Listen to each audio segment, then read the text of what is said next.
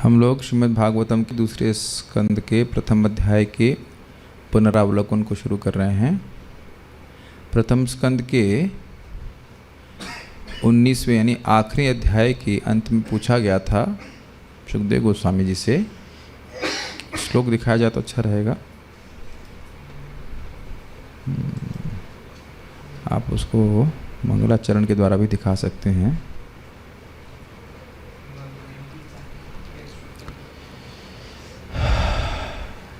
ये पूछा गया था, अतः पृच्छामि संसिद्धिं योगिनां परमं गुरुं पुरुषस्य यत्कार्यं म्रियमाणस्य सर्वथा। इसलिए हे सुखदेव गोस्वामी, आप योगियों के भी परम गुरु हैं, इसलिए मैं आपसे सम्यक सिद्धि के लिए पूछ रहा हूँ। और पुरुषस्य यत्कार्यम, पुरुषों के लिए जो कार्य है, जो करने योग्य कार्य है, और विशेषकर से म्रियमाणस्य सर्वथा, जो मरने वाले हैं उनके लिए क्या सम्यक सिद्धि है और क्या करने योग्य कार्य है सभी के लिए, और जो स्पेशली मरने वाले हैं। वैसे सभी मरने वाले हैं तो सभी के लिए हो जाएगा, लेकिन म्रियमाण का ये भी अर्थ है कि एकदम जो मरने वाला है उसके लिए भी क्या करना चाहिए। इसको थोड़ा सा कम कर दीजिए CTR। और उसके बाद दूसरा प्रश्न किया था, यत् श्रोतव्यमथो जप्यम, बस यत् कर्तव्यम नृभिः प्रभु स्मर्तव्यम भजनीयम वा ब्रूहि यद्वा विपर्ययम। क्या सुनना चाहिए, क्या बार बार जपना यानी बोलना चाहिए, क्या उसका कर्तव्य है इंसानों का। प्रभु अर्थात सुखदेव गोस्वामी, स्मर्तव्यम यानी क्या स्मरण करना चाहिए, किसका भजन करना चाहिए, अथवा ब्रूहि बोलिए, अथवा मतलब यद्वा मतलब या फिर विपर्यम, क्या नहीं बोलना चाहिए, क्या नहीं जपना चाहिए, क्या नहीं करना चाहिए, क्या स्मरण नहीं करना चाहिए, और किसका भजन नहीं करना चाहिए। ये दो प्रश्न है। तो उसके उत्तर में बिना मंगलाचरण किए सुखदेव गोस्वामी जी इस श्लोक को, इस अध्याय को शुरुआत कर दिए हैं। तो कैसे किए हैं इसको देखेंगे हम लोग।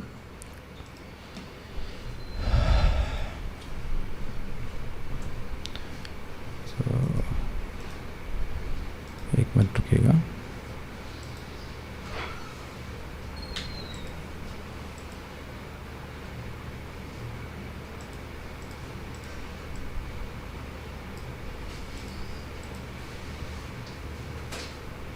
ठीक, सो यहाँ से शुरू करते हैं। श्री शुक में संगा सब लोग बोलेंगे, हम अलग से पारायण नहीं करेंगे, ये ऑनलाइन पारायण ठीक है। श्री शुक उवाचा वरीयाने शते प्रश्नः कृतो लोकहितं नृपा आत्मवित् सम्मतः पुंसां श्रोतव्यादिषु यः परः। श्री शुक उवाचा, सुखदेव गोस्वामी ने कहा, वरीयान एष ते प्रश्न, ते मतलब आपका हे परीक्षित महाराज, आपका ये प्रश्न वरीयान, एषः प्रश्न वरीयान, ते एषः प्रश्न वरीयान, आपका ये प्रश्न बहुत अच्छा है। क्यों? कृतो लोकहितम नृपः, ये जो प्रश्न कृत आपने जो प्रश्न किया है, ये हे राजा परीक्षित, इससे लोगों का हित होगा। और क्या कह रहे हैं? आत्मविद सम्मतः पुंसाम, जो आत्मा के तत्व को जानते हैं उन लोगों के द्वारा भी यह सम्यक रूप से, इनका भी मत यही, उनका भी सम्मत है, उनकी सम्मति प्राप्त है कि ये बहुत अच्छा प्रश्न है। पुंसाम श्रोतव्यादिषु, इंसानों के लिए जो श्रोतव्य है, जो सुनने योग्य है, यह परा, उसमें ये सर्वश्रेष्ठ है या दिव्य बात है। ये लाइट ऑन कर दीजिए, अंधेरा है। तो प्रश्न की सराहना, प्रशंसा सुखदेव गोस्वामी जी कर रहे हैं। अब अगला क्या बोलते हैं? अब उन्हें पूछा था कि क्या नहीं सुनना चाहिए, क्या नहीं करना चाहिए, क्या नहीं बोलना चाहिए, क्या भजन नहीं, किसका भजन नहीं करना चाहिए, किसका स्मरण नहीं करना चाहिए। तो उसका उत्तर पहले दे रहे हैं। वैसे तो देखिए वो बात बोल ही दिए कि श्रोतव्यादिषु यह परा, मतलब श्रोतव्यादि सुनने के संबंध में, बोलने के संबंध में, स्मरण करने के संबंध में आपका प्रश्न बहुत अच्छा है, सर्वश्रेष्ठ है। इसका ये प्रश्न ही इतना अच्छा है कि उसे सुनना चाहिए। तो उसके बाद कह रहे हैं कि क्या नहीं सुनना चाहिए। श्रोतव्यादीनि राजेन्द्र निर्णाम सन्ति सहस्रशः अपश्यतामात्मतत्वं गृहेषु गृहमेधिनाम। हे राजेंद्र, श्रोतव्यादीनि राजेंद्र, हे राजेंद्र, राजाओं के इंद्र परीक्षित महाराज, श्रोतव्यादीनी, श्रोतव्य आदीनी, सुनने के लिए, बोलने के लिए बहुत सारे विषय हैं। नृणाम संति सहस्र, किसके हैं? तो कह रहे हैं इंसानों के बहुत सारे हजारों हजारों विषय हैं सुनने के, बोलने के, स्मरण करने के लिए, आदि आदि। ठीक, बहुत सारे विषय हैं, मतलब ये जो आपने प्रश्न किया है ये उनका विषय नहीं है। वो और सारी बातें करने में लगे हैं जिससे उनको आत्म तत्व की प्राप्ति नहीं होती है, और उस बारे में उनके हजारों विषय हैं, एक के बाद एक धारा की धारा बनी हुई है। तो क्यों हैं? मानो पूछे क्यों इस प्रश्न पर विचार नहीं करते? तो कहते हैं अपश्यताम आत्म तत्वम, वह आत्म तत्व को नहीं देख पाते कि वह आत्मा है। तो प्रश्न होगा जब वो आत्मा है तो देख क्यों नहीं पाते हैं? जब जो चीज़ है तो दिखना चाहिए। तो कहते हैं गृहेषु गृह मेधिनाम, घर में घर गृहस्थी के कार्यों में ही उनकी मेधि, उनका मेधा मतलब बुद्धि लगी। और एक और था मेधि का अर्थ, उसमें हिंसा होती है। तो गृहस्थी में लोग यज्ञ करते हैं तो उसमें कुछ ना कुछ हिंसा चलती रहती है। तो उस हिंसात्मक कार्यों में लगे रहने के कारण व्यक्ति की मति भगवान में नहीं लगती है। श्रवण कीर्तन में कोई हिंसा तो है नहीं।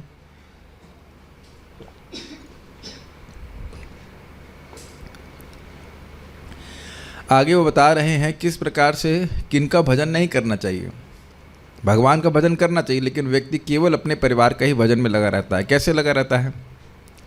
निद्रया ह्रियते नक्तम व्यवाये न च वावयः दिवाचार्थे हया राजन कुटुंब भरणे नवा। निद्रया ह्रियते नक्तम, निद्रा के द्वारा, नक्तम, नक्तम करते रात्रि उसकी ह्रियते मतलब छीन ली जाती, चोरी कर ली जाती है, अपहृत कर ली जाती है, खींच ली जाती है।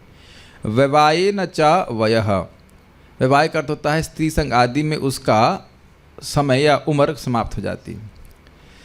तो दिन में तो भजन करता होगा, तो कहते हैं दिवाचा अर्थ इहा अर्थ है हया राजन, दिन में वह धन कमाने में लगा रहता है ना? कुछ छूट तो नहीं रहा इसमें? देखिए अर्थ इहा, यहाँ तो इसका करते हैं इकोनॉमिक डेवलपमेंट प्रपात कह रहे हैं। तो उसके कह रहे हैं कि दिन में वह पैसा कमाने में लगा रहता है। उसके बाद अगर पैसा नहीं कमा रहा है, संडे के दिन मान लो भाई पैसा नहीं कमाता, छुट्टी है, तो कहते हैं कुटुंब भरणे नवा। कुटुंब का मतलब परिवार, और उसके ही भरण में वह लगा रहता है। ठीक है, क्या उसको दिखाई नहीं पड़ रहा है कि मृत्यु पास आ रही है? तो कह रहे नहीं दिखाई पड़ रहा है, और वह कारण बता रहे हैं। देहापत्य कलत्रादिषु आत्मसैन्येष्व सत्स्वपि तेषां प्रमत्तो निधनम पश्यन्नपि न पश्यति। तो कह रहे हैं देह, अब आप लोग क्या कर रहे हैं? नहीं आ रहा है यहाँ पे?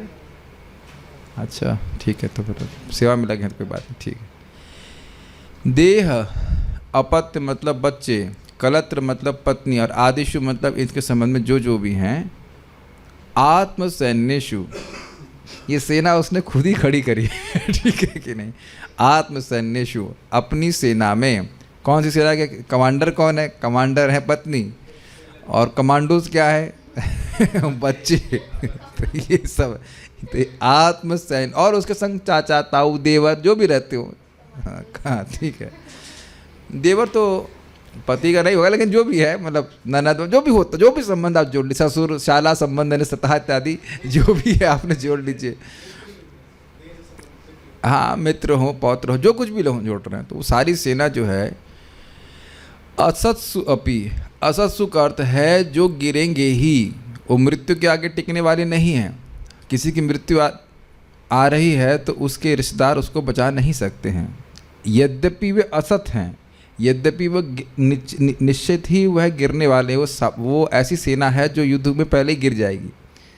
फिर भी और तेषाम प्रमत्तो निधनम, इनके निधन को, इनकी मृत्यु को देखते हुए भी प्रमत्त, जो पागल व्यक्ति है, पश्यन्नपि न पश्यति, वो देख रहा है कि ये इनमें से बहुत सारे मर गए और ये कोई अपने को बचा नहीं पाया, तो जब खुद ही को नहीं बचा पाए तो मुझे क्या बचाएंगे। लेकिन फिर भी देखने के बाद भी व्यक्ति देख नहीं पाता।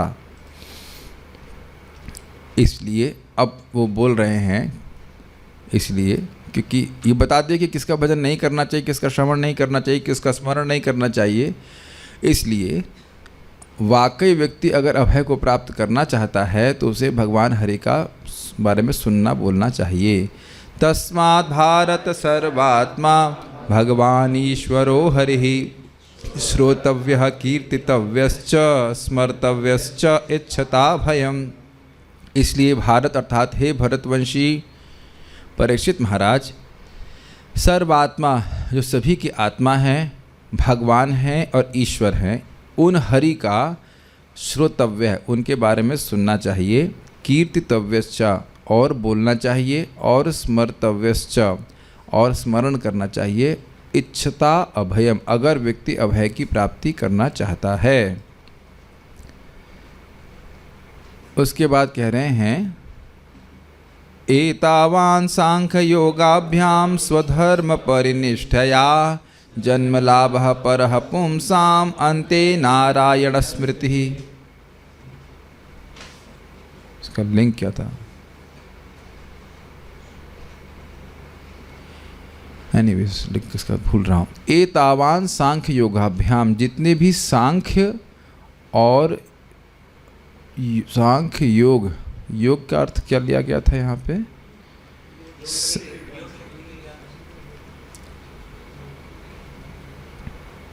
सांख्य का अर्थ था आत्मा अनात्मा का विवेक, और योग मतलब अष्टांग योग था, और स्वधर्म मतलब वर्णाश्रम के नियमों का पालन करना। परिनिष्ठया मतलब इनका बहुत अच्छे से पालन करने के बाद अगर कोई व्यक्ति को लाभ है, जो उसका इंसान का जन्म है, उसका लाभ हुआ है, तो कहते हैं जन्म लाभ परः पुंसाम, इंसान को जो सबसे बड़ा लाभ प्राप्त हुआ है, ये सारी चीज़ों को करने के बाद तो क्या है? अंते नारायण स्मृति, वह भगवान की भक्ति में स्थित हो जाए। ये सारे कार्य करके भक्ति प्राप्त होती नहीं है, लेकिन इस कार्य को करते करते भक्तों को संग कदाचित प्राप्त हो जाए और भगवान की स्मृति अर्थात भगवान की भक्ति में वो लग जाए, तो वह उसका सबसे बड़ा लाभ है। तो अब इस संबंध में लोग संदेह करेंगे कि ये तो बहुत बड़ी बात आप बोल रहे हैं, कोई प्रमाण है इसका? तो कह रहे हाँ, इसका प्रमाण पूर्व के उन महात्माओं का आचरण है जो दिव्य प्रकृति में स्थित होकर भी भगवान के श्रवण कीर्तन में ही लगते थे। प्रायेण मुनयो राजन निवृत्ता विदिशेधतः निर्गुणस्था रमन्ते स्मा गुणानुकथने हरे। प्रायेण, प्रायण मतलब ऑलमोस्ट ऑलवेज, प्रायण मुनयः विवेकशील। राजन, हे राजन परीक्षित महाराज, जो मुनि विवेकशील मुनि निवृत्ता विधिषेधतः, जो वेद के नियमों से ये करो और निषेध, विधि मतलब ये करो और निषेध मतलब ये मत करो, इनसे निवृत्त हो चुके हैं, जो उससे पार हो चुके हैं वह भी, और निर्गुणस्तः, जो निर्गुण अवस्था में प्रकृति के गुणों के पार अवस्था में स्थित हैं, एस्पायर नहीं कर रहे हैं पार होने के लिए, स्थित हैं, तो रमन्त स्म, वह रमण करते हैं। ऐसा नहीं कि वो भार मानते हैं, बल्कि वो रमण करते हैं किसमें? गुणा अनुकथने हरे, भगवान हरि के गुणों के बारंबार कथन में वह रमण करते हैं, उनका मन को सुख मिलता है। तो ये भी कहा गया पिछले श्लोक में कि भाई सारे सांख्य और योग आदि की पर्यवसान भगवान श्री कृष्ण की भक्ति में है, भगवान कृष्ण की स्मृति में है, तो ये है पूर्व के महान व्यक्तियों के द्वारा आचरित है, ये बोला जा रहा है। हाँ, क्या चीज़? हाँ, अस्मा का वो अर्थ बोला जा रहा है प्रसिद्धि के अर्थ में। मैं सारी बात तो तुरंत याद भी नहीं रख पाऊँगा, अब उद्यम से बस एक ओरल रख रहा हूँ, डिटेल्स तो आपको टीका आपके एक्सप्लेनेशंस में ही देखने होंगे। तो ये प्रसिद्ध बात है, इस प्रकार से ये पूर्व के महान भक्तों के द्वारा आचरित है, मैं अपने मन से नहीं बोल रहा हूँ। अब वो है अपना ही उदाहरण दे रहे हैं। वह तो प्रसिद्ध था कि सुखदेव गोस्वामी जी निर्गुण में स्थित थे, तो कह रहे हैं इदम भागवतम नाम पुराणम ब्रह्म संहितम अधीतवान द्वापरादौ पितुर्द्वैपायनादहम। इदम भागवतम नाम पुराणम, ये भागवत नाम का पुराण, ब्रह्म संहितम, ब्रह्म संहितम मतलब वेद संहितम, वेद के समान है, या ब्रह्म संहितम मतलब भगवान के समान है। तो अधीतवान, इसको मैंने पढ़ा। अब ये बहुत बड़ी बात है कि सर्वथा अनपेक्षी व्यक्ति थे, इन्हें कुछ नहीं चाहिए था, फिर भी पढ़ा। कब पढ़ा? द्वापर आदौ, द्वापर जिसका आदि है, कलयुग की शुरुआत में और द्वापर के अंत में पढ़ा। किससे पढ़ा? पितुर द्वैपायनाद अहम, अपने पिता द्वैपायन व्यासदेव से पढ़ा। आपने पढ़ा तो कौन सी विशेष बात है? तो कह रहे हैं कि परिनिष्ठितो पिनैर्गुण्या उत्तम श्लोक लीलया गृहीत चेतराजर्षे आख्यानाम यदधीतवान। आपने पढ़ा तो आप तो दिव्य स्थिति में थे, तो क्यों पढ़ा? तो कह रहे हैं परिनिष्ठितो अपि नैर्गुण्या, निर्गुण अवस्था में परिनिष्ठ, विशेष रूप से अच्छी तरह से निष्ठ होने के बाद भी उत्तम श्लोक लीलया, भगवान उत्तम श्लोक की लीला के द्वारा गृहीत चेता, मेरा चित्त आकृष्ट हो गया था। इसलिए राजर्षि, आप समझते हैं इस बात को, राजर्षि परीक्षित, आख्यानम यद अधीतवान, ये जो आख्यान है अर्थात श्रीमद् भागवत पुराण है, इसको मैंने पढ़ा, 18,000 श्लोक पढ़े। वही अब स्वाभाविक सी बात है कि परीक्षित महाराज को बहुत जिज्ञासा हो जाए कि इतना सुंदर ग्रंथ है कि आपने पढ़ा। प्रश्न क्या किया गया था? वो बताइए जो सुनने योग्य हो निर्माण व्यक्ति के लिए। तो अब समझ रहे हैं, वो भूमिका तैयार कर दी कि भाई मैं परिनिष्ठ होते हुए भी, सर्वथा अनपेक्षी होते हुए भी भागवत को बड़े मनयोग से अपने पिता के द्वारा पढ़ा। तो स्वाभाविक सी बात है कि यही सर्वश्रेष्ठ श्रोतव्य विषय है। तभी तो सुखदेव गोस्वामी इसको सुने, तो उसको सुनना चाहेंगे तो उनको प्रोत्साहित करते हुए परीक्षित महाराज को सुखदेव गोस्वामी कह रहे कि वही भागवत मैं आपको सुनाऊंगा। तदहम ते भिद्यास्यामि महापौरुषिको भवान यस्य श्रद्धतामाशु स्यान् मुकुंदे मतिः सति। तद अहम, तत् मतलब वो निर्विशेष ब्रह्म तत् मतलब वही भागवत जो मैंने पढ़ी है, अहम ते अभिद्यास्य, वही आपको मैं दूंगा, पढ़ाऊंगा। क्यों पढ़ाएंगे आप?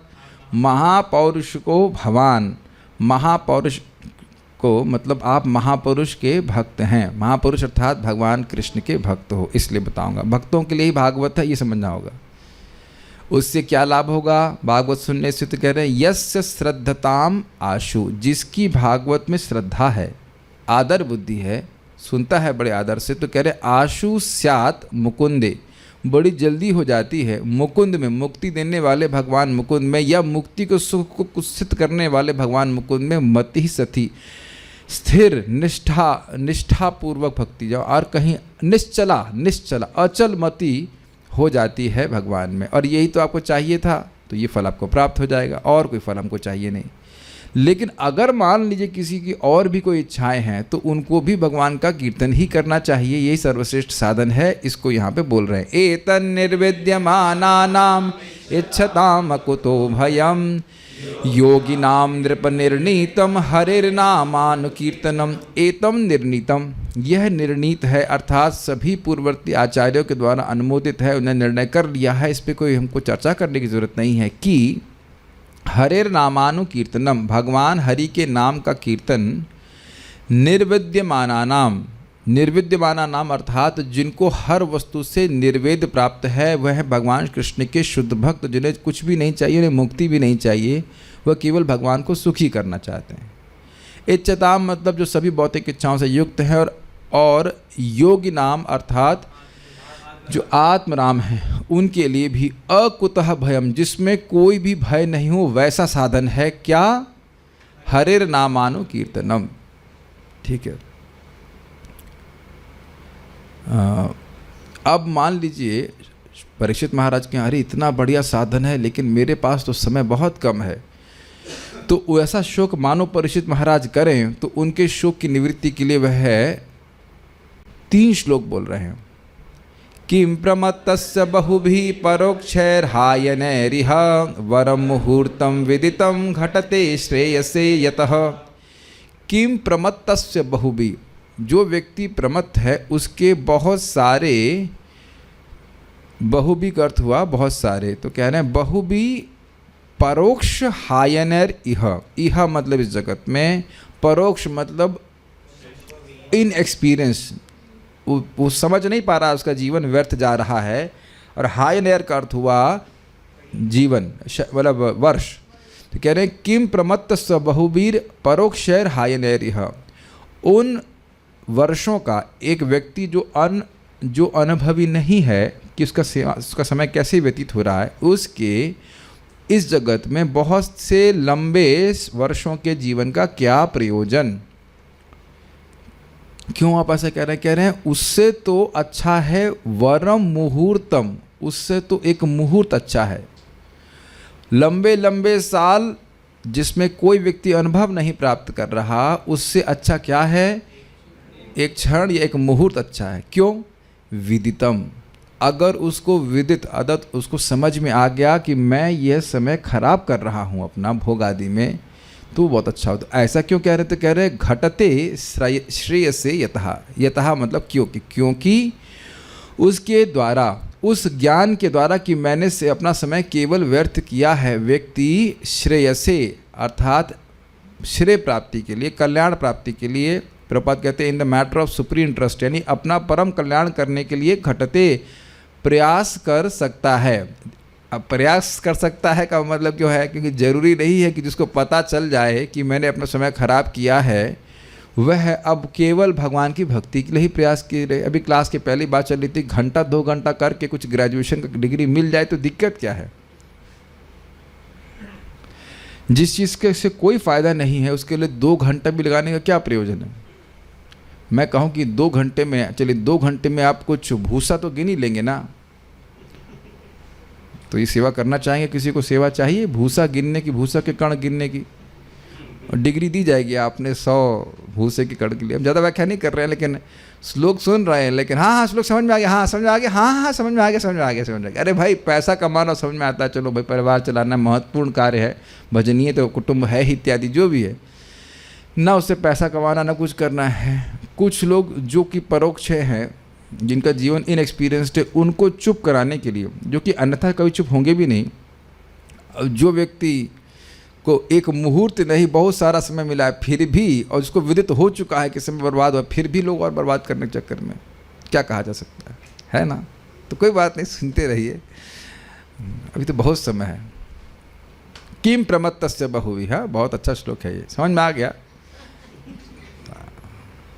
तो जो व्यक्ति को वाकई समझ में आ जाएगा तो वह भगवान की श्रेय से कर दिया था नाम संकीर्तन, अधिक से अधिक नाम उच्चारण करने में, भगवान के श्रवण कीर्तन में अपने जीवन को बिताएगा। ये सबसे बड़ा लाभ है। पहले बोल दिया गया है जन्म लाभ परहा पुंसाम अंते नारायण स्मृति, भगवान नारायण का स्मरण करना ही जीव का परम लाभ है, वही परम श्रेय है, ये बोला जा रहा है। तो जिसको समझ में आ गया उसी में लगेगा, क्यों समय व्यर्थ करेगा? क्या आज हमारे पास श्योर है कि कल का दिन मिलेगा? कितने कन्विंस्ड हैं हम लोग कि कल तक जिएंगे। और चलो नहीं मरे, लेकिन बुद्धि और शरीर और सब कुछ ऐसा ही रहेगा, इसकी क्या गारंटी है? मुंह टेढ़ा होने में या दिमाग घूमने में कोई ज़्यादा समय नहीं लगता है। तो इसलिए जितना हो सके भजन कर लेना चाहिए। खट तो वह कह रहे हैं कि अरे भाई इतने कम समय में कैसे क्या होगा, 1 ही सप्ताह बचा बाकी हमारे पास। तो कह रहे अरे खटवांग ऋषि तो, खटवांग नाम के राजा तो 1 मुहूर्त में भगवान की प्राप्ति कर ली, आपके पास तो 1 सप्ताह है, तब चिंता मत कीजिए। खटवांगो नाम राजर्षि ज्ञात्वा ये तामिहायुष मुहूर्तात् सर्वमुत्सृज्य गतवान भयम हरि। खटवांग नाम के राजा जानते हैं ना? सुखदेव गोस्वामी कह रहे हैं, जानते हैं ना खटवांग को? हाँ जानते हैं। तो कह रहे खटवांग नाम राजर्षि, खटवांग नाम के राजर्षि, ज्ञात्वा जानकर, यात्तम इह अपने, यात्तम मतलब अवधि, समझ गए, यह इस जगत में मेरी इतनी अवधि है अब जीने की। कितनी मुहूर्त बोला गया था, देवताओं ने बोला कि आप एक मुहूर्त तक और जिंदा रहेंगे। तो कह रहे हैं मुहूर्तात् सर्वम उत्सृज्य, उस मुहूर्त में ही सब कुछ त्याग करके गतवान अभयम हरि, मन को भगवान में लगाकर भगवान हरि को प्राप्त हो गए, जो अभय पद हैं, जिनके चरण अभय प्रदान करने वाले हैं। तो आपके पास तो 1 हफ्ता है, उसको अगले श्लोक में बोल रहे हैं। तवा पितर्हि कौरव्या सप्ताहं जीवितावधि उपकल्पय तत्सर्वं तावद् यत् सांपरायिकं तवा अपि तर्हि। अरे कौरव्य अर्थात कुरुवंशी परीक्षित महाराज, आपके पास तो सप्ताहम जीवितावधि, आपके पास तो पूरे 1 सप्ताह की जीवित रहने की अवधि है, उससे पहले तो आप मरेंगे ही नहीं। उससे पहले अगर कोई मारने के लिए आएगा तो वह ऋषि के वाक्य को काटने का प्रयास करेगा, वो हो नहीं सकता है। तो आप तो 1 सप्ताह तो मिलेगा ही, पक्का है कि 1 सप्ताह से पहले आप नहीं मर रहे, बहुत टाइम है आपके पास। तो इसलिए उपकल्पय तत्सर्वम, उपकल्पय मतलब अच्छे से संपादित कर लीजिए। क्या संपादित कर लीजिए? तत्सर्वम, वो सब कुछ। क्या? तावत यद सांपरायिक, मृत्यु के पहले जो कार्य करने चाहिए वह सब कर लीजिए। लेकिन यहाँ पे सांपरायिक अर्थ यह नहीं है कि दान करो, व्रत करो और कुछ करो। श्रवण कीर्तन, भगवान की भक्ति का जो मुख्य अंग है उसको अच्छे से संपादित कर लीजिए। यह कहने का आशय श्रील सुखदेव गोस्वामी का है। अब आप बता रहे हैं कि जब व्यक्ति को मृत्यु प्राप्त हो, मालूम चल रहा है कि मृत्यु आने वाली है, मरणासन व्यक्ति के लिए क्या कर्तव्य है? तो कहते व्यक्ति को घबराना नहीं चाहिए। अंतकाले तु पुरुष आगते गत साध्वसः छिन्द्याद संग शस्त्रेणाम स्पृहाम देहे नुयेचतम।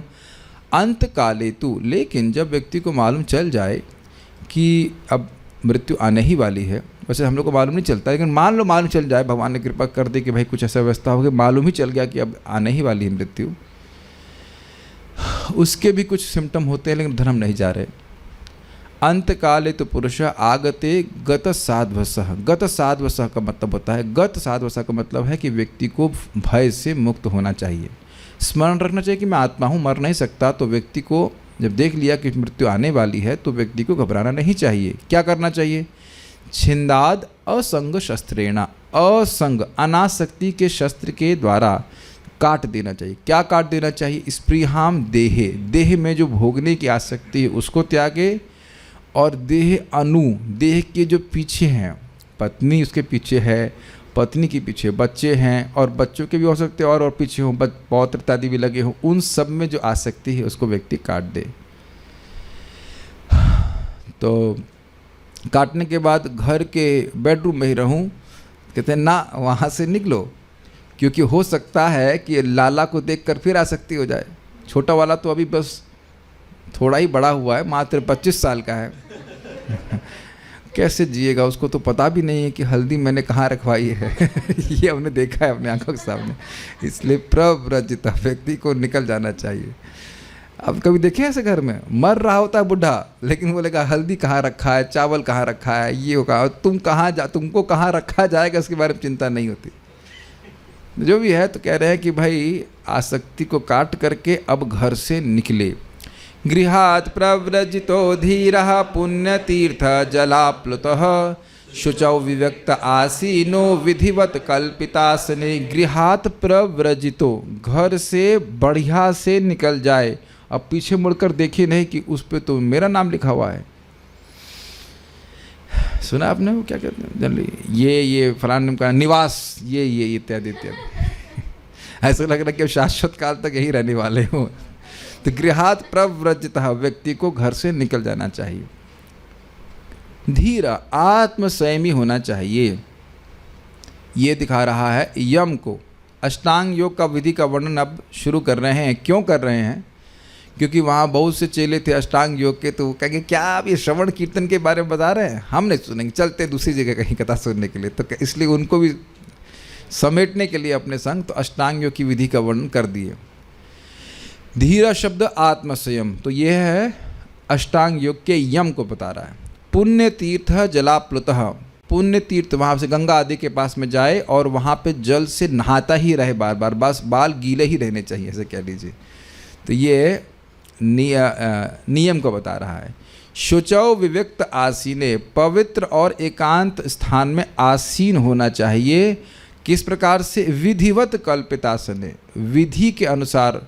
विधि क्या बताई गई थी? कौन सी घास थी वो? कुश का घास का आसन होना चाहिए और उसके ऊपर मृगछर्म इत्यादि होना चाहिए। तो इस प्रकार की विधि, और कपड़ा भी बिछा ले उसके ऊपर अगर मिल जाए, तो इस प्रकार की विधि के द्वारा उसे कल्पित आसन है, यानी आसन की रचना करनी चाहिए। काल्पनिक आसन नहीं, कल्पित का अर्थ है इस प्रकार से आसन की रचना करनी चाहिए। तो ये तीसरा अंग है, यम नियम हो गया, उसका आसन के बारे में वर्णन कर रहे हैं। ऐसा आप लोग बताइए कभी ज़िंदगी में भागवतम को देखे हैं? इसीलिए देखिए कमेंट्री पढ़ने से बहुत लाभ होता है। अब देख रहे संबंध समझ आता है कि एक श्लोक में क्या क्या बोला जा रहा है, याद हो जाता है। और देखिए आप लोग को पता है कि नहीं पता, बार बार पारायण करने से बहुत लाभ हुआ है, नहीं तो वो बात समझ में नहीं आती, इतना तेज़ी से आप नहीं समझ पाते। तो जो लोग करते हैं उनको लाभ होता ही है। अब आगे क्या बता रहे हैं? यम नियम आसन, उसके बाद क्या था? प्राणायाम, प्राणायाम प्रत्याहार बताएंगे, ठीक है। तो प्रत्याहार अभी नहीं आएगा, प्रत्याहार आएगा, अभी देखते हैं। अभ्यसेन मनसा शुद्धम त्रिविध ब्रह्माक्षरम परम मनो यच्छे जितश्वासो ब्रह्म बीजम अविस्मरण। अभ्यास के द्वारा मन को शुद्ध करना चाहिए। क्या अभ्यास के द्वारा? त्रिविध ब्रह्माक्षरम परम, परम अक्षर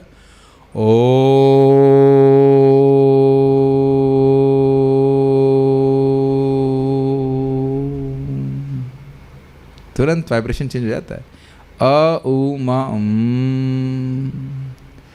तो इस प्रकार से त्रिविध 3 अक्षरों से बने हुए परम अक्षर ब्रह्म यानी कि ब्रह्माक्षर अर्थात ओम का ध्यान करना चाहिए। उच्चारण यहाँ पे बोला गया था मन में उच्चारण करना चाहिए।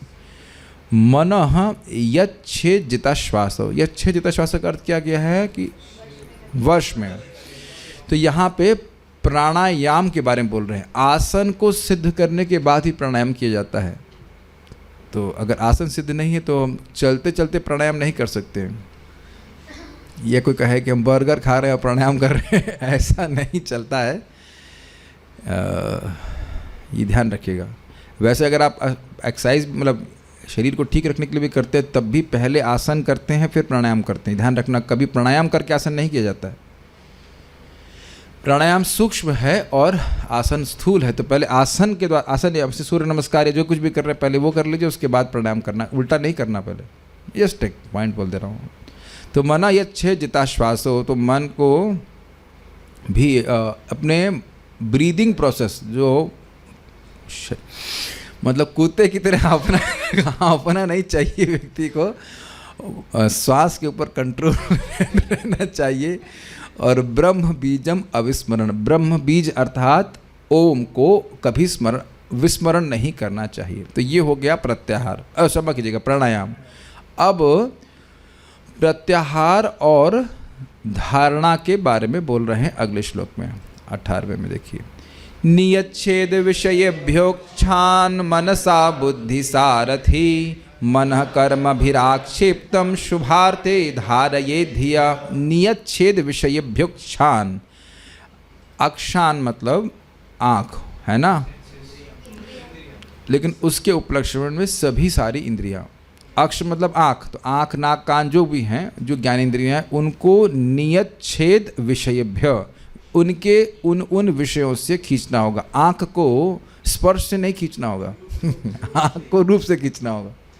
आँख का विषय रूप है, आँख का विषय सुगंध नहीं है कि हम अपनी आँख को सुगंध से खींच लिए, अब किसी सुगंध में मेरी आँख नहीं जाती है ये गलत है। आँख सुगंध में वैसे भी कभी नहीं जाती है। तो आँख को रूप से खींचना होगा। ये बहुत बुरा लगता है हमको।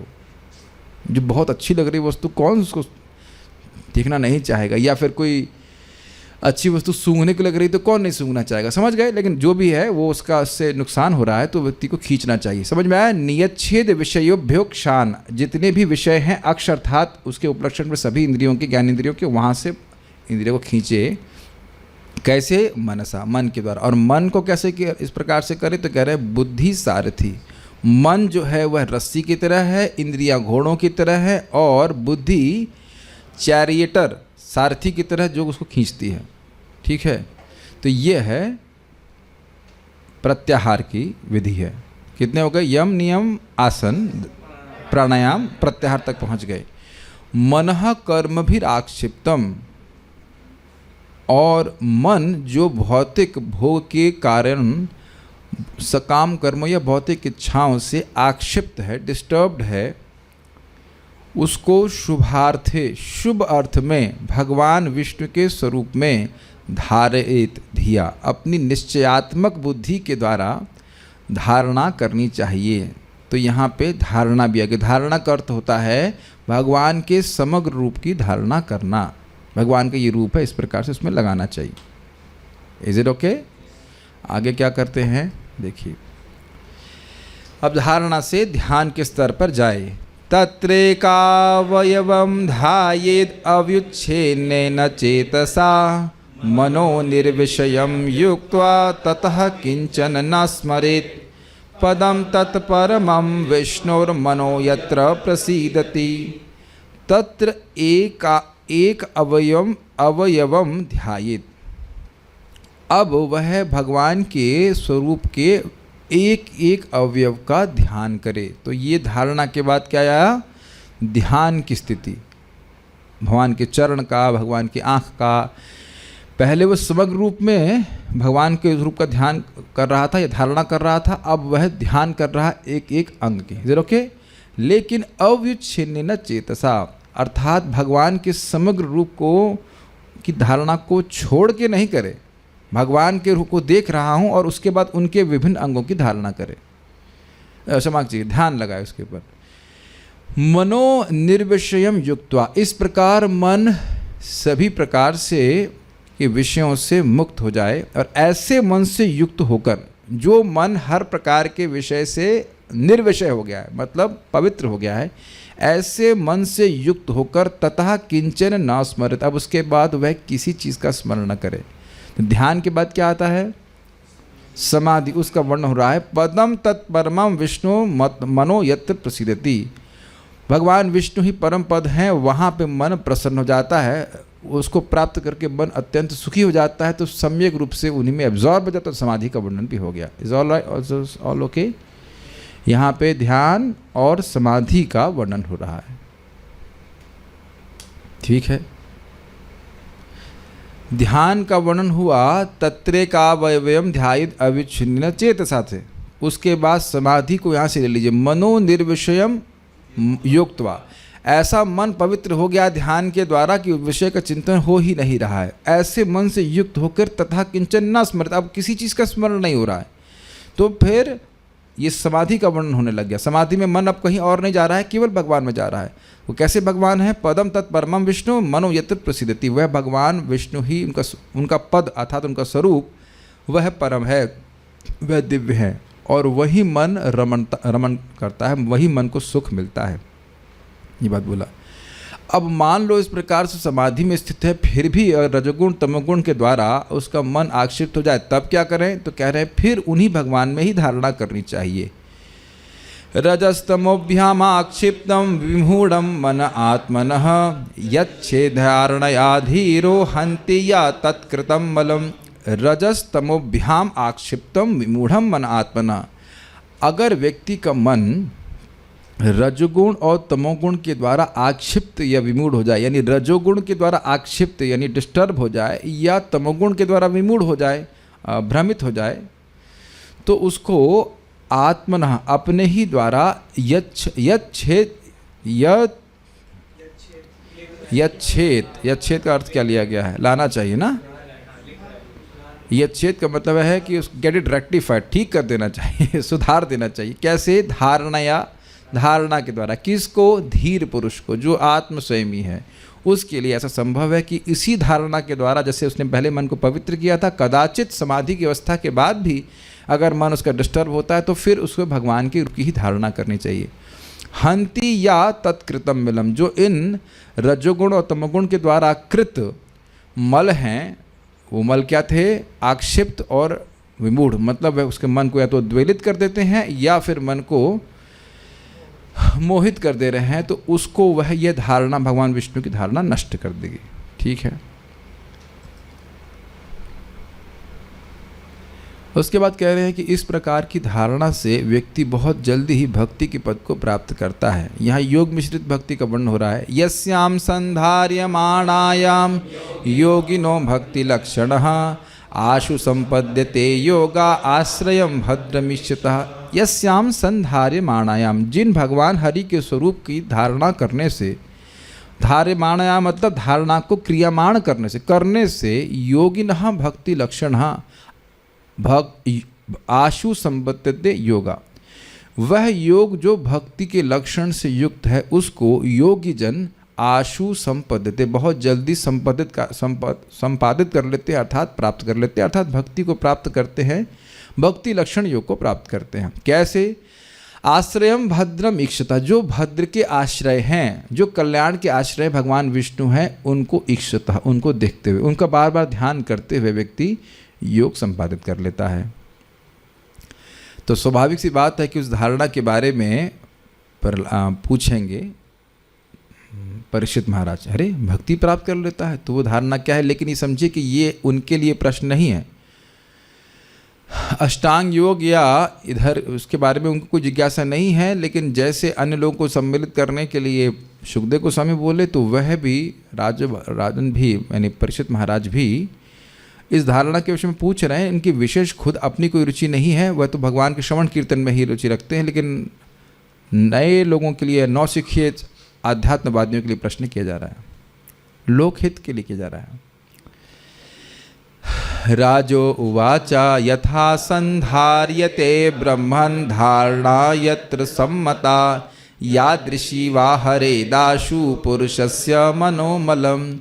राजो उवाचा अर्थात राजा ने कहा, यथा संधारिते ब्रह्मन्, हे ब्राह्मण सुखदेव गोस्वामी, यथा संधारिते, जिस प्रकार यह धारणा करी जाती है, धारणा की जाती, यथा संधारिते ब्रह्मन् धारणा, जिस प्रकार यह धारणा करी जाती है, यत्र सम्मता, जहाँ करी जाती है, सम्मता मतलब अभिप्रेत, जहाँ पे निर्णय कर लीजिए, जहाँ पे कंक्लूसिवली बताइए कि भाई कहाँ किस प्रकार की जाती है और किस में धारणा की जाती। यत्र का अर्थ था यादृशी वा, और कैसी धारणा है ये, जिसके द्वारा हरेद आशु, जिससे बहुत जल्दी हर ले जाता है, पुरुषस्य मनोमलन, पुरुषों का मन का मल, पुरुषों का ही प्यूरिफिकेशन जरूरी है ना। पुरुषस्य मतलब जो योगी है।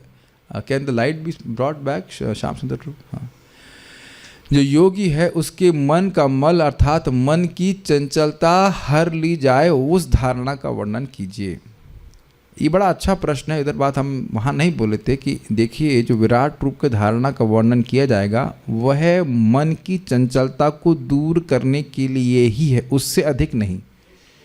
और अब हम लोग उसी बात को लेकर के सेकंड चैप्टर शुरू करने वाले हैं कि जब मन की चंचलता दूर हो गई तो अब वह भगवान के दिव्य रूप में धारणा करे।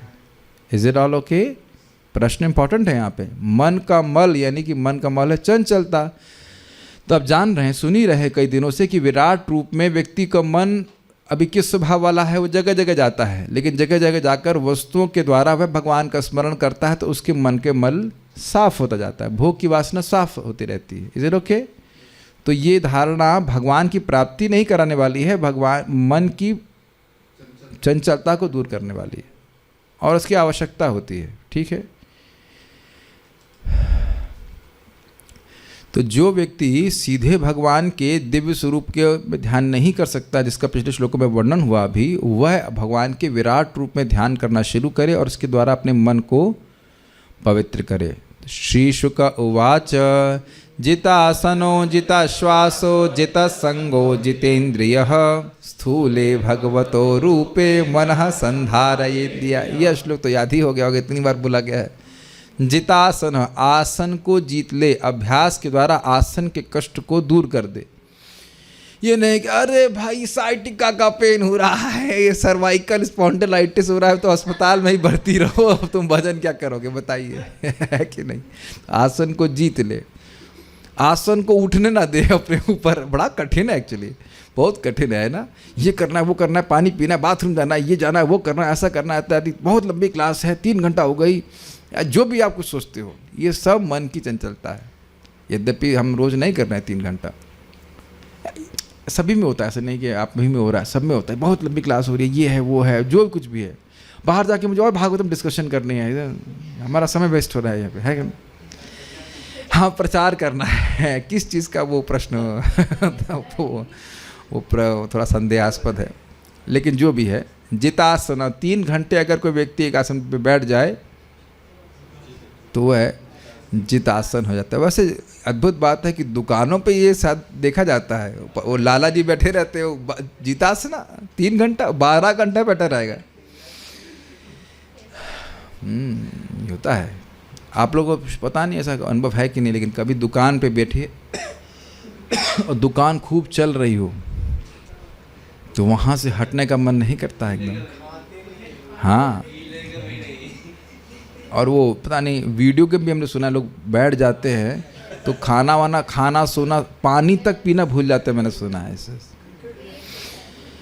हाँ, जितासना। तो जब वहाँ आसन के महत्व है तो भजन में महत्व नहीं है। तो जितासन। हाँ, उसके बाद जितासा तो समझ गए, कुत्ते की तरह अपना नहीं है, ऐसा नहीं करना है। सांस कंट्रोल होना चाहिए, तो उसके द्वारा मन प्रभावित होता है। जित संग, पत्नी को तो बगल में ही बैठ रखा है, बीच बीच में जूस पिलाएगी वो कि नहीं जो भी, या बच्चा, तो अब बच्चे का मुंह कैसे देखे बिना भजन करें। तो बच्चा और पत्नी, उन सब की आसक्ति को व्यक्ति को त्यागना चाहिए। और जितेंद्रिया, इंद्रियां अब इधर उधर नहीं जाने देना चाहिए कि हाँ देखे क्या चल रहा है, ऐसे करके व्यक्ति ध्यान नहीं कर सकता है। अब तो ये हो गया, फिर क्या करे, स्थूले भगवतो रूपे, भगवान के स्थूल रूप में।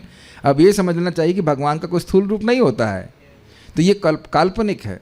लोगों को बड़ा कन्फ्यूजन रहता है, विराट रूप काल्पनिक कैसे है, तो बताइए कि भगवान का स्थूल रूप कैसे हो सकता है। भगवान का रूप सुनते नहीं है, भक्ति में जब से पैदा हुए हैं इस कौन में, बारंबार ये तो सुन रहे हैं कि सच्चिदान ईश्वरः परमा कृष्णा सच्चिदानंद विग्रह। भगवान ईश्वर परमेश्वर का रूप नित्य ही सच्चिदानंद है, वो स्थूल कभी नहीं हो सकता। इसीलिए कह रहे धारणा करो, ये मानो कि पाताल में तस्सहि पाद मूलम इत्यादि। इधर ओके, ठीक है, क्योंकि वही दिख रहा है, वही तुम्हारे मन की सामर्थ्य है। तो कह रहे मनः संधारये धिया, तो किस प्रकार करनी चाहिए यह वर्णन हो रहा है।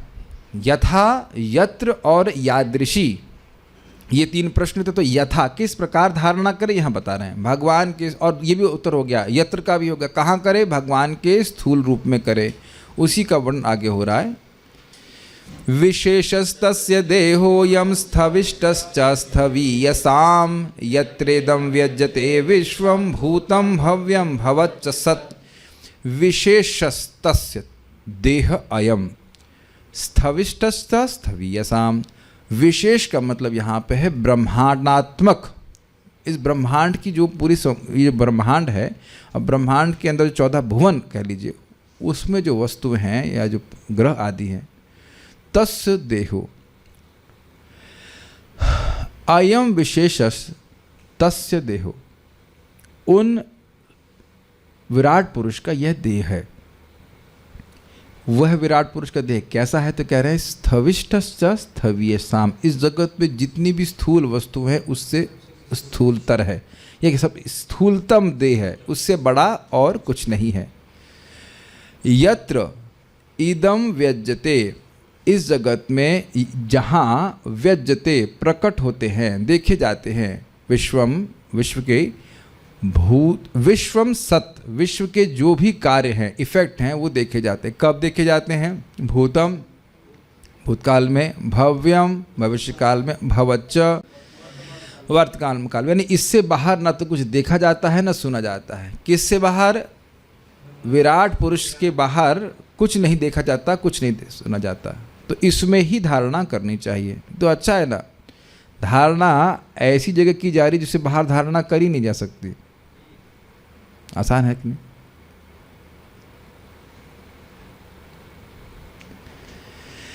धारणा का विषय वो है जिससे बाहर आपका मन जा नहीं सकता है। काफी इंटरेस्टिंग है। Can you see the help?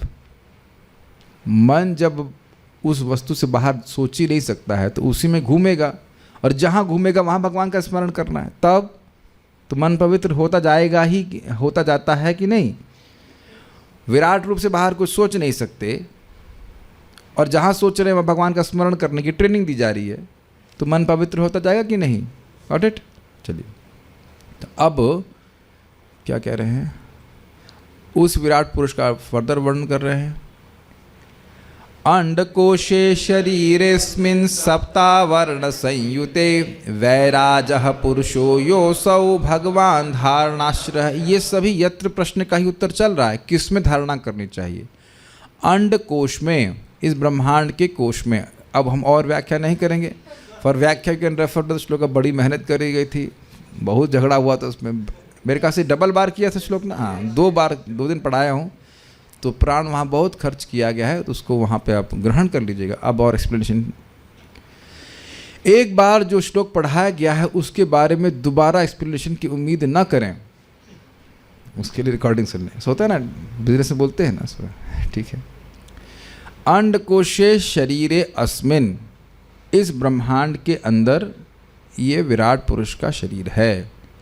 अस्मिन सप्तावर्ण संयुते, क्षमा कीजिएगा, अंडकोश शरीर है, अंडकोश के ये जो ब्रह्मांड है उस शरीर के अंदर, ब्रह्मांड है उसी को शरीर बोल रहे हैं, उसके अंदर सप्तावर्ण संयुति, ये शरीर कैसा है, 7 आवरणों से युक्त है। कौन से 7 आवरण है? पृथ्वी, हम पृथ्वी से शुरू कर रहे हैं। पृथ्वी, जल, अग्नि, वायु, आकाश, अहंकार, महतत्व और प्रधान। तो प्रधान 8वां हो गया, तो उसको अगर गिन लीजिए तो 8, और नहीं तो उसको अगर 8 गिन रहे हैं तो पृथ्वी से शुरू कीजिए काउंटिंग, और अगर प्रधान को छोड़ दे रहे हैं, वो कुछ बुरा नहीं मानने का, उसमें साम्य अवस्था है, तो ही वोंट गेट डिस्टर्ब, उसको छोड़ देंगे तो आप महातत्व तक पहुंचेंगे। वहाँ डिस्टर्बेंस नहीं है, तो प्रधान को छोड़ देने से कोई दिक्कत नहीं। जैसे ही उसमें डिस्टर्बेंस आया तो वो तो महातत्व बन गया। तो इसलिए प्रधान को आप कुछ भी बोलेंगे, गाली देंगे, बाहर निकाल देंगे, तो प्रधान कुछ नहीं बोलने वाला है। बहुत झगड़ा इस पर हो चुका था, खूब तलवारें निकली हैं, तो उसका हमारा नहीं करने वाले, वहाँ पे आप समझ लीजिएगा, उसको पढ़ लीजिएगा। ठीक, आगे तो कह रहे हैं वैराज पुरुषो, यह जो वैराज पुरुष इस अंडकोश शरीर के अंदर है, असौ वह भगवान धारणाश्रय, वह भगवान धारणा के आश्रय है। तो वैराज पुरुष का अर्थ है वो स्थूल है, लेकिन उसको देख करके भगवान से अभेद करके धारणा करनी, यानी धारणा के विषय भगवान है, लेकिन बोला जा रहा है कि ये विराट पुरुष ही भगवान है। शुरुआत में यही बताना पड़ रहा है उसको, ताकि वह पुरुषों, वह उसके अंगों को, उनके अंगों का स्मरण करके भगवान का स्मरण करे। जीव, वस्तुओं और ईश्वर का अभेद करके धारणा की जा रही है। समझ में आ रहा है? ब्राह्मण को देखेगा या पाताल को देखेगा तो देखेगा जरूर उन वस्तुओं को, लेकिन उनको भगवान से अभेद करके देगा कि ये भगवान के चरण इत्यादि हैं। इस तरह से धारणा की जाती है। तो ये भगवान धारणा के आश्रय है। तो ये किस प्रश्न का उत्तर हो रहा है? यत्र का ही उत्तर हो रहा है कि किस में धारणा करनी है। अब यादृशी कैसी वो धारणा है, उसका वर्णन 26 से लेकर 36 तक चलेगा। 10 श्लोकों तक चलेगा, 11 श्लोक तक चलेगा। सब लोग गाएंगे मेरे साथ। पाताल में तस्य ही पादमूलम पठन्ति पार्ष्णी प्रपदे रसातलम महातलम विश्वस्रजोथ गुल्फौ तलातलम वै पुरुषस्य जंघे। जो भी हो, मुझे लगता है कि काफ़ी श्लोकों की धारणा बन गई होगी। खूब फोटो वोटो दिखा के जो मैंने थोड़ी बहुत मेहनत करी है वो सफल है। तो पाताल में एतस्य ही पादमूलम, एतस्य इन विराट पुरुष के पाताल तलवे हैं। पठन्ति ऐसा पढ़ते, कौन पढ़ते? पान वाले पढ़ते हैं? नहीं, जो वेद पढ़ने वाले हैं वह पढ़ते हैं, जो वेदज्ञ हैं। फिर कह रहे हैं पार्ष्णी प्रपदे रसातल, पाताल के ऊपर रसातल। तो रसातल इसके क्या है? एड़ी और आगे के पंजे। पार्ष्णी हो गया एड़ी और प्रपदे हो गए आगे की उंगलियां। ठीक है। उसके ऊपर महातल, महातल क्या है? महातलम विश्व स्रजोथ गुल्फो, जो उनके टखने हैं, एंकल्स जो हैं वह महातल हैं। और आप ध्यान देना है कि वो हम लोग ऊपर चढ़ते जा रहे हैं, तो ये ऊपर नीचे के साथ नहीं कि किसी ग्रह को कुछ भी बना दो। ठीक है। उसके ऊपर है तलातलम, तलातल वही निश्चित ही तलातल पुरुषस्य जंघे, पुरुष की जंघा है। जंघा, जंघे का अर्थ है यहाँ पे है पिंडली। पिंडली, काफ्स बोलते हैं, काफ्स, ठीक है, काफ्स हैं, गुड। अब तो कठिनाई नहीं होगी वैसे, है कि नहीं? ये सबसे अब बहुत इजी लग रहा होगा ना, ठीक है। द्वे जानुनी सुतलम विश्वमूर्तेर्रुरुद्वयं वितलं चातलं च महीतलं तज्जघनं महीपते नभस्थलं नाभिसरो गृणन्ति। द्वे जानुनी सुतलम, सुतल लोक उनके दो घुटने हैं। विश्वमूर्ते अर्थात भगवान विश्वरूप के, रुरुद्वयम, सॉरी क्षमा, उरुद्वयम वितलम चातलम, तब वितल और अतल उनके आगे के न लोअर एंड अपर, ऊपर नीचे और ऊपर के जांग हैं। ये समझ लग जिन जिन ग्रहों का नाम आ रहा है क्रमशः एक के बाद एक ऊपर हैं। तो वितल लोक नीचे की जांग है, घुटने के पास वाली, और अतल जो है वह घुटने कमर के पास वाली जांग है। महीतलम तज्जघनम महीपते, महीतल मतलब पृथ्वी लोक उनकी कटी प्रदेश है, कमर है। नभस्थलम अर्थात भुवर लोक, नाभि सरो यानी उनका जो नाभि सरोवर है वह भुवर लोक है, अंतरिक्ष कह लीजिए। गृणंती ऐसा वह बोलते हैं। कौन बोलते हैं? जो वेद जानने वाले हैं, बाकी कोई नहीं बोल रहा है, ठीक है। आगे पढ़ते और ऊपर चलें। उरुस्थलम ज्योतिरनीकमस्य ग्रीवामहरवदनं वैजनस्य तपोवराटिं विदुरादिपुंसः सत्यं स्तु शीर्ष्णानि सहस्त्रशीर्ष्णः। उरुस्थलम उनकी छाती क्या है? ज्योतिरनीकमस्य, ज्योतिर्मय जो ग्रह हैं उनका समूह अर्थात स्वर्गलोक है। और ऊपर चलें, ग्रीवा अर्थात उनकी जो गला है वो क्या है? महर लोक है। समझ आ रहा है ना सबको? समझ में? हाँ बोलो यस, ठीक है। हाँ, just want to make you awake. वदनम वै जन अस्या, जनलोक उनका मुख है। तपोवराटिम, वराटी मतलब ललाट, तपलोक उनका माथा है। विदु ये समझो, और आदि पुंसा मतलब आदि भगवान का। सत्यम तु शीर्षाणी, लेकिन जो सत्यलोक है वह उनका सर है।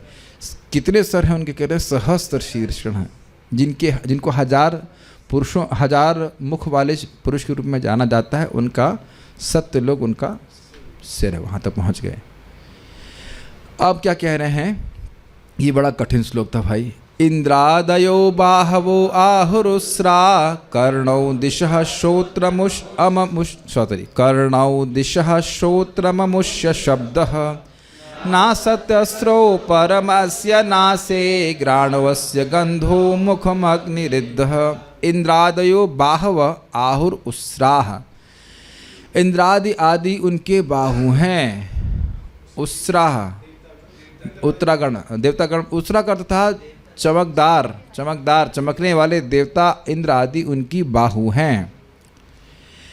कर्णौ दिशः, दिशाओं के देवता उनके कान हैं, कान के गोलक, कान के सॉकेट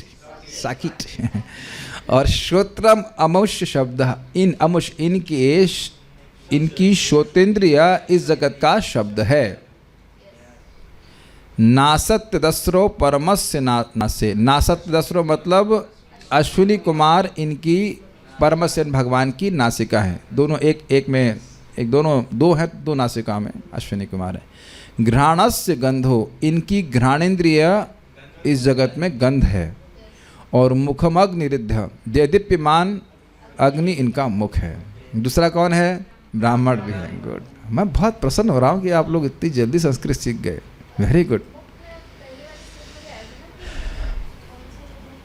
उनके पूरा वदन, मुख और चेहरे में अंतर है। अच्छा है, पूछ लिया आपने। पूरा चेहरा क्या है? जनलोक बोला गया था, वदनों जनों से।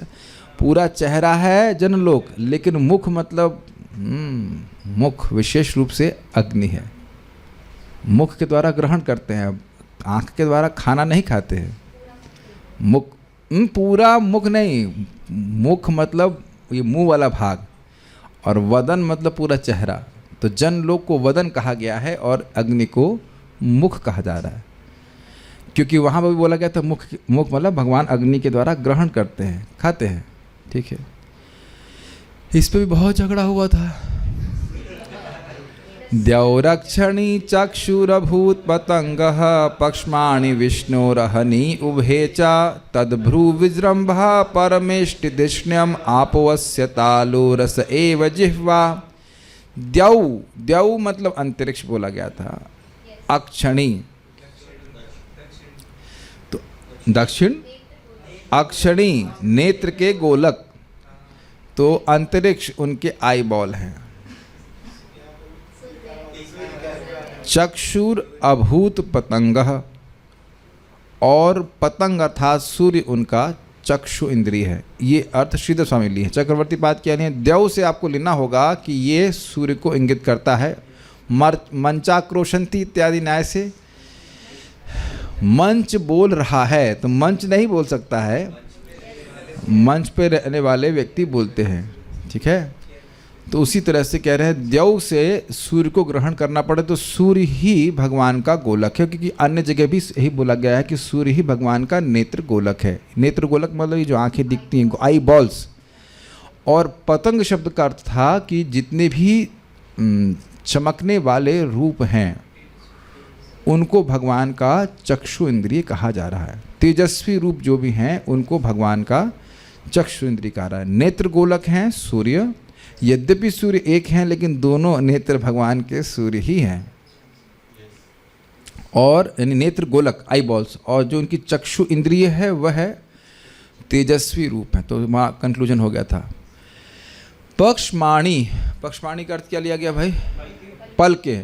तो विष्णुर अहनी उभेचा, भगवान विष्णु की जो पलके हैं वह अहनी दिन और रात हैं, जबकि अहनी का मतलब केवल दिन है, लेकिन यहाँ उभय शब्द से लेना चाहिए कि दोनों दिन और रात उनके पलके हैं। तो भगवान पलक बंद करते हैं और सब रात्रि हो जाती है, और खोल देते हैं तो दिन हो जाता है। ये अगर हम लोग को सुविधा प्राप्त होती तो कितना अच्छा होता है। जब जागो तभी सवेरा, जब आंखें खोलने का मन करे तब सूर्य उगेगा, लेकिन बाय द वे ऐसा है नहीं, ठीक है। तद भ्रू विजृंभा, उनकी भ्रू, उनकी भ्रुकुटी की विजृंभ, उनकी गति जो इधर देख रहे हैं वो क्या है? परमेष्टि धिष्ण। परमेष्टि धिष्ण मतलब परमेष्टि है ब्रह्मा जी, और धिष्ण मतलब उनका स्थान। तो ब्रह्मा जी का स्थान उनके भ्रू की गति है।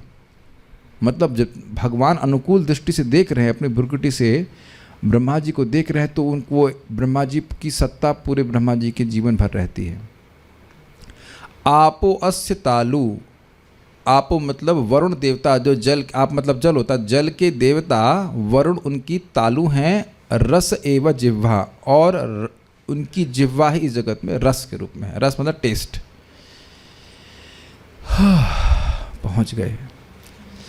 छंदांस्यनन्तस्य शिरो गृह्णन्ति द्रष्टायमः स्नेह कला द्विजानी हासो जनोन्मादकरी च माया दुरंत सर्गो यदपांग मोक्षः। छंदांस्य अनंतस्य, जो वेद के छंद हैं वह अनंतस्य अपरिच्छिन्न भगवान के सिर हैं, ऐसा कहा जाता। तो शिर का यहाँ पे अर्थ है ब्रह्मरंध्र, क्योंकि पहले ही बोल दिया कि शीर्षना जो उनका सर है वह क्या है? सत्यलोक। तो उसमें भी एक स्पेशल पॉइंट ले रहे हैं कि जो ब्रह्मरंध्र है, ब्रह्मरंध्र जिस क्षेत्र के द्वारा मुक्त होकर के अगर जाता है जीव तो भगवान के पास चला जाता है। योगी जनों के बारे में बोल रहे हैं।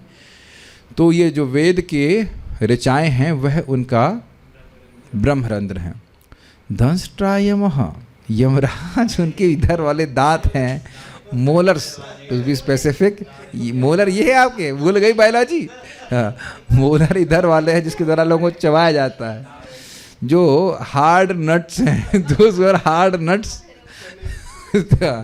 तो जो नालायक लोग हैं उनको चबाया जाता है। तो यमराज उनकी इस प्रकार से अभिव्यक्ति हैं। स्नेह कला द्विजानी, स्नेह का लेश उनकी द्विज अर्थात आगे के दांत हैं। तो इस जगत में जो प्रेम प्रदर्शित हो रहा है वो भगवान, जो थोड़ा बहुत प्रेम का लेश प्रदर्शित हो रहा है वो भगवान के सुंदर दांत हैं। उनका हास्य कैसा है? हासो जनोन्माद करी च माया, जो लोगों में उन्माद प्रस्तुत कर देती है वो माया भगवान का हास्य है, मंद हास्य है। दुरंत सर्गो यद अपांग मोक्ष, अपांग मतलब चितवन, हल्का सा खोलना, नेत्र, उसका मोक्ष, आँखों को हल्का सा खोल देते हैं भगवान और दृष्टिपात करते हैं, उसको खोलना, मोक्ष मतलब खोलना, मुक्त करना, हल्का सा आँखों खोल करके दृष्टिपात करते हैं, तो वह दुरंत सर्ग, ये पूरा जगत है जिसको पार करना बड़ा कठिन है। रखिए, व्रीडोत्तरोष्ठो धरैव लोभो धर्मस्तनो धर्मपथोऽस्य पृष्ठं कस्तस्य मेढ्रं वृषणौ च मित्रौ कुक्षिः समुद्रा गिरयोऽस्ति संगाः। व्रीडो उत्तर, व्रीड का अर्थ लिया गया था लज्जा, लज्जा उनका ऊपर का होठ है, और अधर एव लोभ, लोभ उनका नीचे वाला होठ है, या ठुड्डी भी अर्थ लिया गया था। धर्म स्तन, स्तन, धर्म उनका दाया वक्षस्थल का दाया स्तन है। अधर्म, अधर्म पथ अस्य पृष्ठम, जो अधर्म का पथ है वह उनकी पीठ है, यानी पीठ के पीछे अधर्म हो रहा है। भगवान इसलिए रोक नहीं पा रहे हैं, पीठ के पीछे हो रहा है ना। नहीं, ये अर्थ नहीं है, अर्थ यह है कि जो लोग अधर्मी हैं वो भगवान से विमुख हैं। कह, कह मतलब ब्रह्मा जी, कह तस्य मेढ्रम, ब्रह्मा जी उनके अंडकोश हैं, और वृष्णव च, नहीं, उनकी जननेन्द्रिय है, और वृष्णव च मित्रौ मतलब उनके मित्र और वरुण जो है उनके अंडकोश हैं। कुक्षी समुद्रा, उनका उदर समुद्र है। गिरियोस्त संग, और जो ब्रह्मा जो पर्वत आदि हैं वह उनकी हड्डियां हैं। तो तब तो पर्वतों को छू करके तुरंत स्नान करना चाहिए। नहीं नहीं, ऐसा नहीं, पवित्र है भगवान की हड्डियाँ भी। ठीक, ये इंटरेस्टिंग है, हम लोग भगवान के अंदर एक्सरे देख रहे हैं ना क्या। ठीक, आगे सुनिए। नद्योस्तनाड्योथ तनुर्हाणी महीरुहा विश्वतनोर नृपेन्द्र अनंत वीर्यः श्वसितं मातरिश्वा गतिर्वयः कर्म गुण प्रवाहः। नद्यः अस्य नाड्य, नदियाँ, गंगा आदि नदियाँ, अस्य नाड्य, इनकी नाड़ियाँ हैं। सब याद ही आ रहा होगा, फोटो याद आ रहा है, नाड़ी क्योंकि बहता है इत्यादि इत्यादि। अथ तदंतर तनुरुहाणी महीरुहा, मही के रूह, मही की आत्मा। नहीं, रूह उर्दू नहीं, रूह की उर्दू वाला रूह नहीं, मही रूह मतलब मही के रोए, मही के रोम, अपने पृथ्वी के रोम। तनु रूहाणी, इन विश्व मूर्ति के शरीर के रोम हैं, ये बोल रहे हैं। विश्व तनोर नृपेंद्र, विश्व तनु भगवान विश्व रूप के तनु के ये रोम हैं। नृपेंद्र अर्थात भगवान राजा परीक्षित। और ये जो हवा है उसके बारे में क्या विचार है, तो कह रहे हैं अनंत वीर्या श्वसितम मातरिश्व। मातरिश्व मतलब वायु, अनंत वीर्य, अनंत शक्ति से युक्त भगवान की श्वास, ये वायु है। अब ये वायु का अर्थ बहुत तरह से लिया गया था, तो मेन बात बोल रही थी महाविष्णु श्वास लेते हैं, सांस छोड़ते हैं, लेते हैं, तो वो सब वायु भी लिया गया था। और जगत में जो महान वायु की शक्ति दिख रही है वह भी भगवान की वायु, भगवान की श्वास है। गतिर्वयः, वयः मतलब समय, तो समय जो बीत रहा है वह उनका चलना है। और कर्म गुण प्रवाह, इस जगत में जो भी संसारिक कर्म हो रहे हैं जिससे जीव बंधन में पड़ रहा है वह क्षमा कीजिए, गुणों का प्रवाह, गुणों की जो परंपरा के अनुसार व्यक्ति को मनुष्य आदि शरीर प्राप्त हो रहे हैं वह उनके कर्म हैं, क्रीड़ा है। ईशस्य केशान विदुरम्बुवाहान वासस्तु संध्याम कुरुवर्य भूम्नः अव्यक्तमाहुर्हृदयं मनश्च सचंद्रमा सर्वविकार कोशः। ईशस्य केशान विदुर अम्बुवाहन, अम्बुवाहन, अम्बुवाहन अर्थात जल को लाने वाले बादल, इन भगवान के केश हैं। वासस्तु संध्या कुरुवर्य भूम, ये जो कपड़े बदलते हैं भगवान अलग अलग टाइम पे, संध्या के समय, तो वह संध्या है वासस्तु। लेकिन ये जो कपड़े चेंज हो रहे हैं ये भगवान के सॉरी, ये जो संध्या है के समय है, सुबह और दोपहर का, सुबह और शाम का, क्षमा कीजिएगा, सुबह और शाम का, तो वह है भगवान के कपड़ा चेंज करने का टाइम है।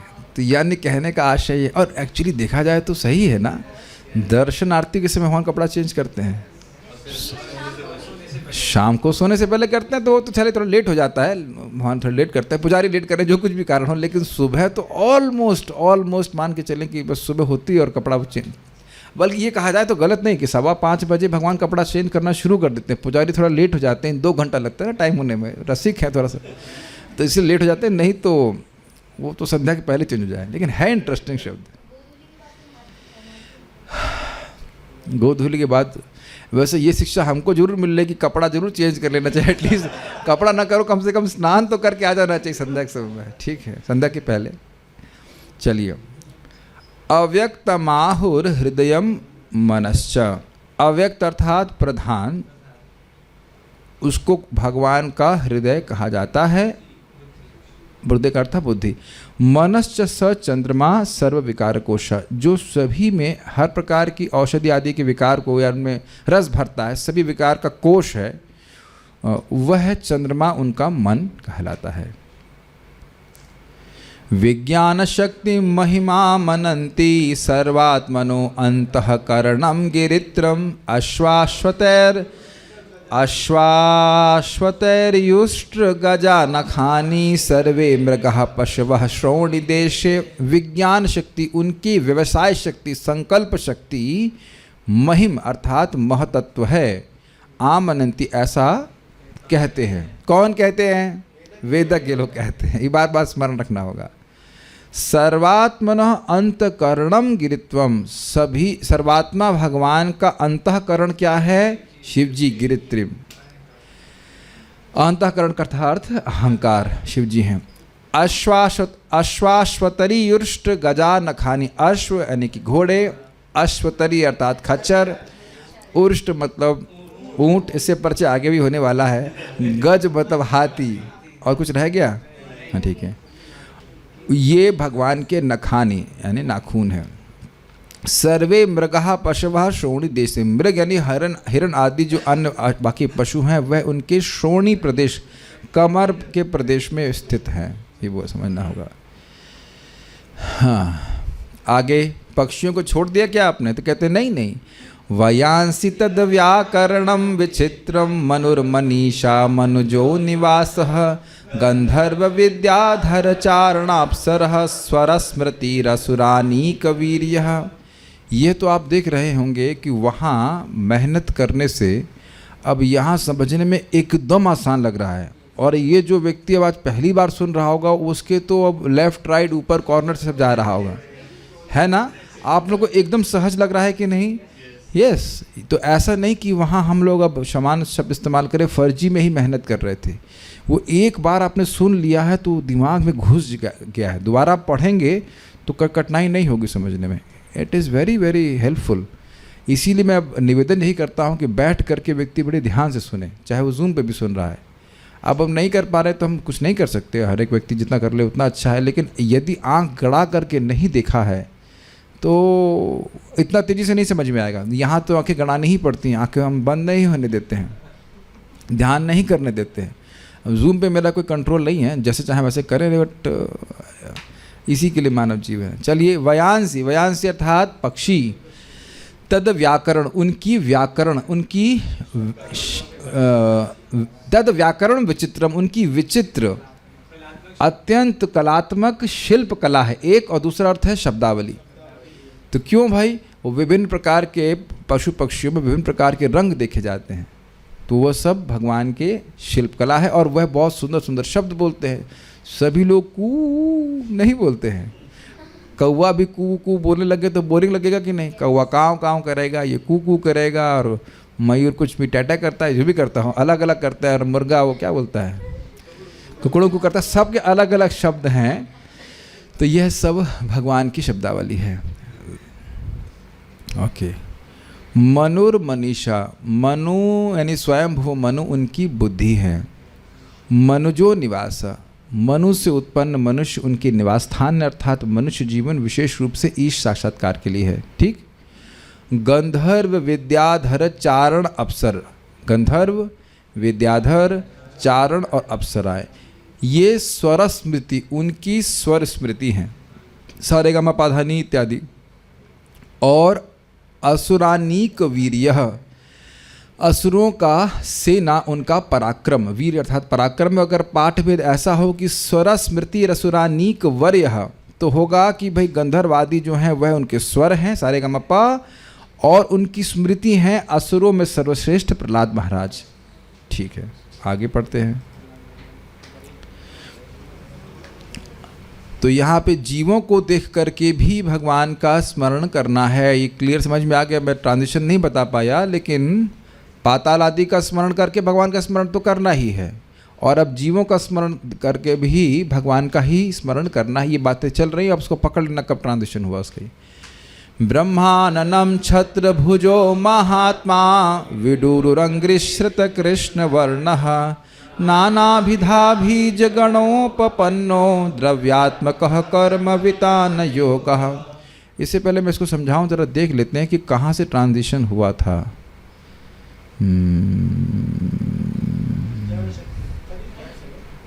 विज्ञान शक्ति यहाँ से शुरू हुआ था। अश्वाश्वतरी उष्ट गजान खानी, इज इट नॉट? वहाँ से जीवों की बात होना शुरू हो गया। यानी श्लोक नंबर 35 के आधे भाग से जीवों का स्मरण हो गया, उससे पहले वस्तुओं का स्मरण कर रहे थे। ठीक है, तो यहाँ देखना होगा। उसी के क्रम में बोल रहे हैं आगे, ब्रह्माननम, ब्राह्मण उनके मुख हैं, इसलिए बोलने का कार्य और ग्रहण करने का, प्रसाद ग्रहण करने का कार्य विशेष रूप से ब्राह्मणों को है। छत्र भुजा, छत्र उनकी भुजाएं हैं, रक्षा करते हैं। महात्मा मतलब भगवान सर्वात्मा।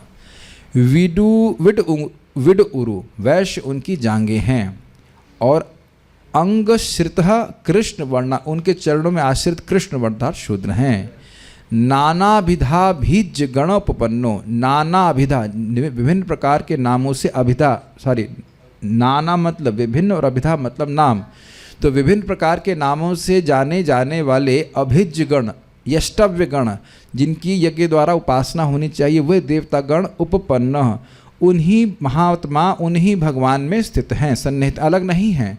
तो क्या होना चाहिए? द्रव्यात्मक कर्म वितान योगा, द्रव्यों से किया जाने वाले वितान योगा, अर्थात जो यज्ञ हैं वह उनके लिए किए जाने वाले कर्म हैं, अर्थात सभी द्रव्यात्मक कर्मों से उनकी उपासना होनी चाहिए।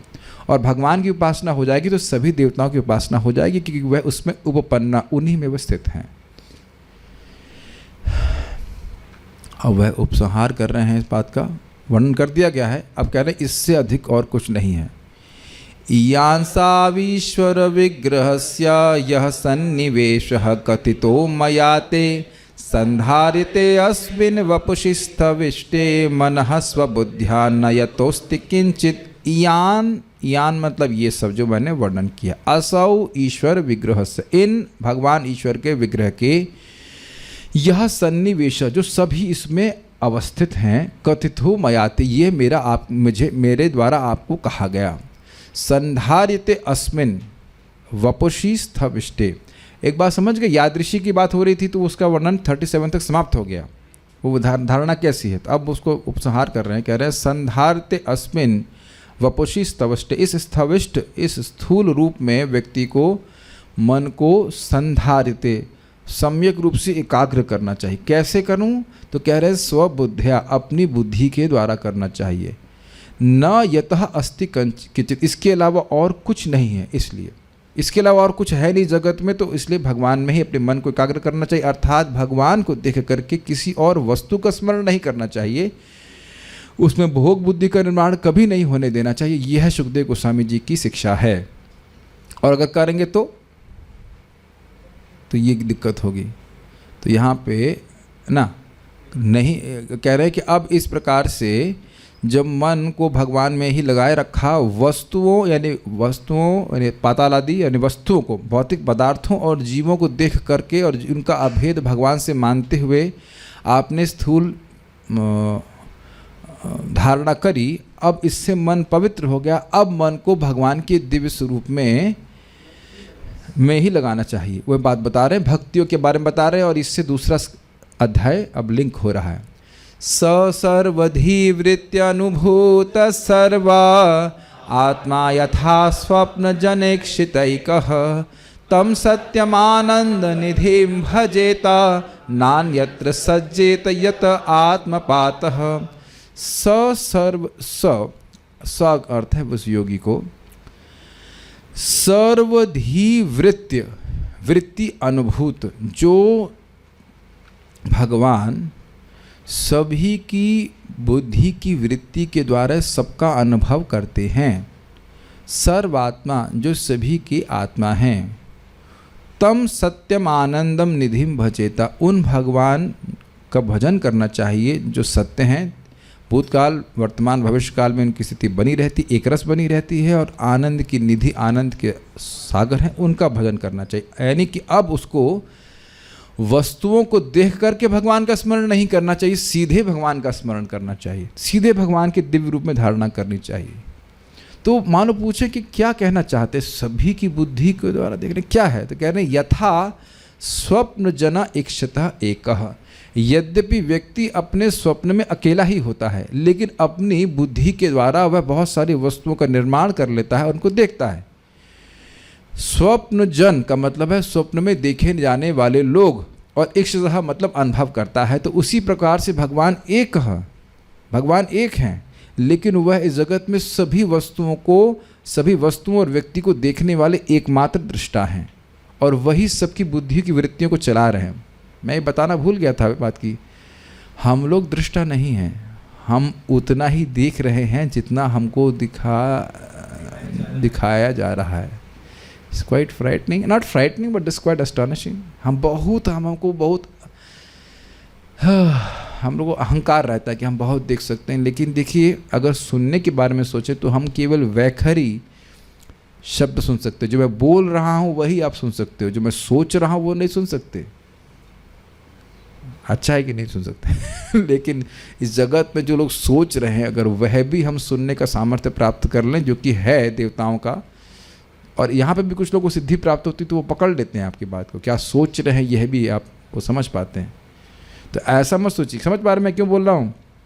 We have been limited, Indra ने शाप दिया है कि इंसान लोग खाली वैखरी सुन सकते हैं, बस मैं बोल रहा हूँ उसे वैखरी साउंड कहते हैं, तो उतना ही सुन सकते हैं। बाकी दूसरे के कुछ अन्य जो साउंड होते हैं, ऐसे कहते हैं पश्यंती वाक या पश्यंती मध्यमा और परावाक, इनको नहीं सुन सकते हम लोग। तो कहने का आशय यह है कि वो लिमिटेड है, और बाकी आप जानते हो कि हर चीज़ हम देखने का सामर्थ्य भी नहीं है। तो जितना दिखाया जा रहा है भगवान के द्वारा अलाउ किया जा रहा है देखने के लिए, उतना ही देख पाएंगे। फिर ओके, तो कहना है कि ऐसे भगवान में ही व्यक्ति को उनका भजन करना चाहिए, उन्हीं में कैसे और कहीं आसक्ति नहीं करनी चाहिए। ना अन्यत्र सज्जेता, और कहीं आसक्ति नहीं करनी चाहिए। तो क्यों नहीं करें, तो कहना है यत आत्मपात, व्यक्ति खुद ही अपना पतन करा लेगा। वो जान रहा है कि भगवान के अलावा किसी वस्तु का अस्तित्व नहीं है, लेकिन फिर भी भगवान से अलग देखे और देख करके भोग बुद्धि का निर्माण करे, या भगवान के विराट रूप में ध्यान करने से प्राप्त होने वाली सिद्धियों के प्रति आसक्त हो जाएगा, तो वह भगवान की ओर प्रगति करने से चूक जाएगा, फंस जाएगा उसमें। तो इसलिए कह रहे हैं यत आत्मपातः, इससे आत्मपात होगा। अब अगले अध्याय में श्रील सुखदेव गोस्वामी श्रवण कराएंगे इस बात को कि देखिए, जब व्यक्ति का मन इस विराट पुरुष की धारणा के द्वारा पवित्र हो जाए, तो उसको किस प्रकार से भगवान के दिव्य स्वरूप का मन में या हृदय में स्मरण करना होगा, धारणा करने को भगवान के दिव्य रूप का वर्णन करेंगे। बहुत सारी बातें हैं जो दूसरे अध्याय में हम सुनेंगे। So will stop here. मेरे पास प्रश्न का तो कोई प्रश्न नहीं है। श्रीमद् भागवतम की जय, श्रील प्रभुपाद की जय, ताई गौर प्रेमानंदे।